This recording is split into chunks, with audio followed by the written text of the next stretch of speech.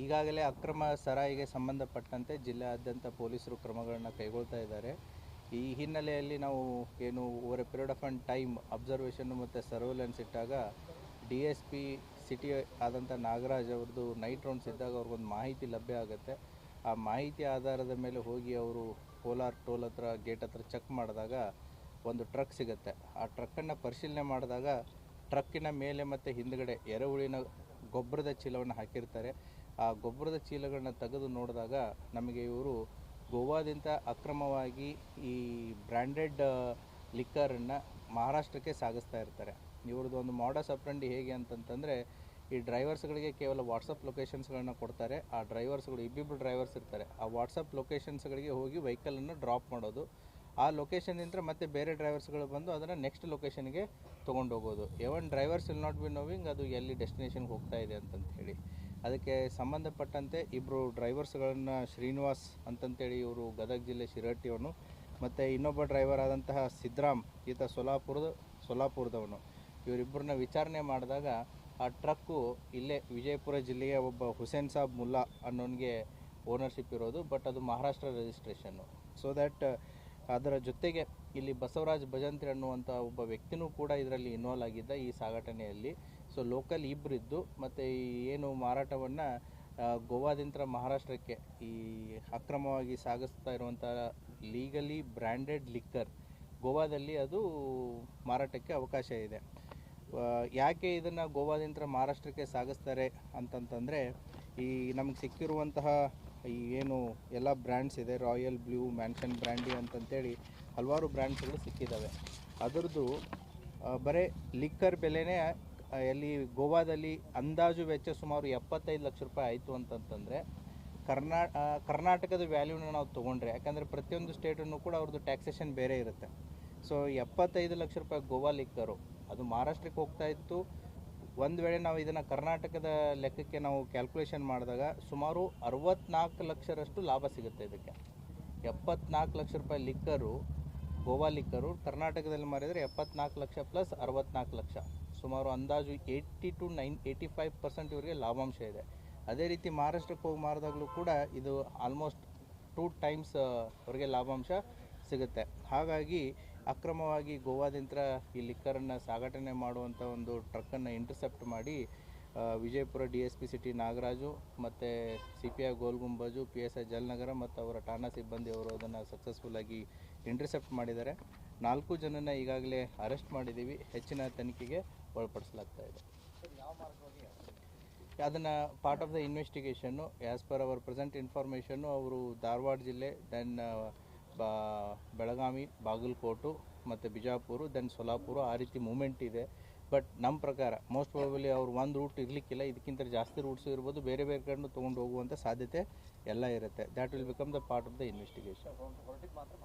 ಹೌದು, ಈ ಮಾಲು ಹೋಗ್ತಾ ಇರೋದು ಅಲ್ಲಿ. But we need to go in to details, ಯಾಕಂದರೆ ಇದು ಒಂದೇ ಜಾಗಕ್ಕೆ ಹೋಗೋದಕ್ಕೆ ಅಷ್ಟೇ ಇರಲ್ಲ, ಬೇರೆ ಬೇರೆ ಕಡೆನೂ ಹೋಗೋ ಸಾಧ್ಯತೆಯೂ ಇರುತ್ತೆ. ಸೊ ಅವ್ರನ್ನ ಪೊಲೀಸ್ ಕಸ್ಟಡಿಗೆ ತೊಗೊಂಡು ಫರ್ದರ್ ಇನ್ವೆಸ್ಟಿಗೇಷನನ್ನು ಕಂಟಿನ್ಯೂ ಮಾಡಿ. ನಮ್ಮ ರಾಜ್ಯದ ಒಟ್ಟು ಮೌಲ್ಯ ಇದರದ್ದು 74 ಲಕ್ಷ ಚಿಲ್ಲರೆ, ಇದು 75 ಲಕ್ಷದ ಮೌಲ್ಯದ, ಅಂದರೆ ಗೋವಾ ರೇಟಿನ ಪ್ರಕಾರ, ಗೋವಾ MRP ರೇಟಿನ ಪ್ರಕಾರ 75 ಲಕ್ಷ ಮೌಲ್ಯ ಆಗುತ್ತೆ ಈ ಎಲ್ಲ ಬಾಕ್ಸ್ಗಳದ್ದು. ಕರ್ನಾಟಕದಲ್ಲಿ ಇದು 1,36 ಲಕ್ಷ ಆಗುತ್ತೆ ಅಂದಾಜು ವೆಚ್ಚ. 1,36 ಲಕ್ಷ ಆಗುತ್ತೆ. ಬರೀ ಲಿಕ್ಕರ್ ವ್ಯಾಲ್ಯೂ ಹೇಳ್ತಾ ಇರೋದು ನಾನು. ಮಹಾರಾಷ್ಟ್ರದ ರೇಟ್ ಗೊತ್ತಿಲ್ಲ ನನಗೆ. So we have to check, every state has the different rates. ಇದು ಟೋಟಲ್ಲು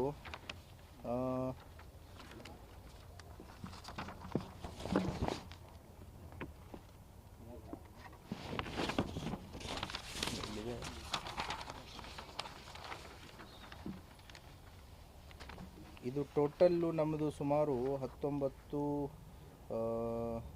23, 30, 48, 58, ಸುಮಾರು 61,000 ಬಾಟಲ್ಸ್ವರೆಗೂ ಆಗುತ್ತೆ ಟೋಟಲ್ ಬಾಟಲ್ಸ್ ಅಂದಾಜು. Yes, it is the total bottle size ಅದು ವೇರಿ ಇರ್ಬೋದು. ಟೋಟಲ್ ಬಾಟಲ್ಸ್ ನಕಲಿ ಏನಲ್ಲ.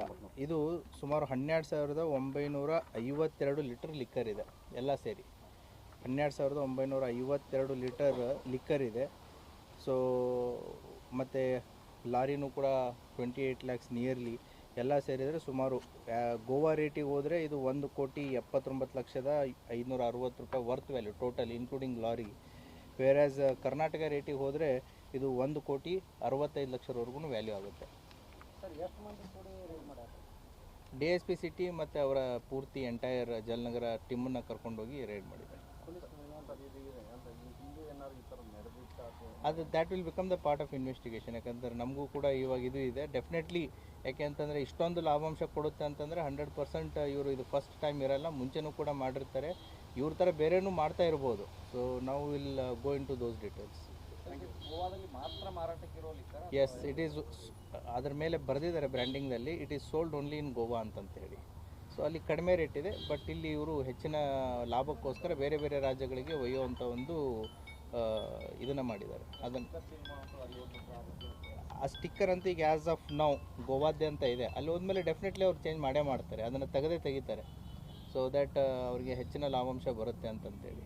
ಬಟ್ ಇದನ್ನು ಏನೂ ಗೊತ್ತಾಗಬಾರ್ದು ಅಂತೇಳಿ ಗೊಬ್ಬರವನ್ನೇ ಎಲ್ಲ ಹಾಕಿದ್ದಾರೆ, ಮೇಲೆ ಹಿಂದೆ ಎಲ್ಲ ಗೊಬ್ಬರದ ಚೀಲಗಳನ್ನ ಇಟ್ಟಿದ್ದಾರೆ, ಎರೆಹುಳಿ ಗೊಬ್ಬರವನ್ನು. ಸೊ ದ್ಯಾಟ್ ಯಾರೇ ಕೂಡ ಚೆಕ್ ಮಾಡಿದ್ರು ಕೂಡ ಇದು ಗೊಬ್ಬರ ವೆಹಿಕಲ್ ಇದೆ ಅಂತಂತೇಳಿ ಅನಿಸುತ್ತೆ. ಬಟ್ ಒಳಗಡೆ ನೀವೆಲ್ಲ ತೆಗೆದಾಗ this is what we have found.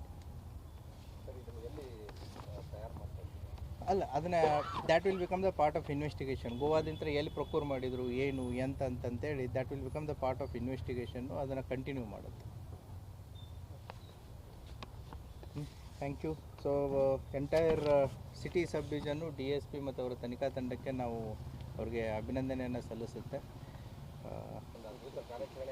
Definitely. So ಇಲಾಖೆಯಿಂದ ಅವ್ರಿಗೆ ಏನೇ ಗೌರವಗಳು ಸಿಗಬೇಕು ಅದು ಡೆಫಿನೆಟ್ಲಿ ಸಿಗುತ್ತೆ. ಸೊ ಯಾವಾಗ ಅವರು ಒಳ್ಳೆ ಕೆಲಸ ಮಾಡಿರ್ತಾರೆ, ಯಾವುದೇ ಕೊರತೆ ಇರಲಾರ್ದಾಗೆ ಅವರಿಗೆ ಡೆಫಿನೆಟ್ಲಿ ವಿಲ್ ರಿವಾರ್ಡ್ ಇಟ್.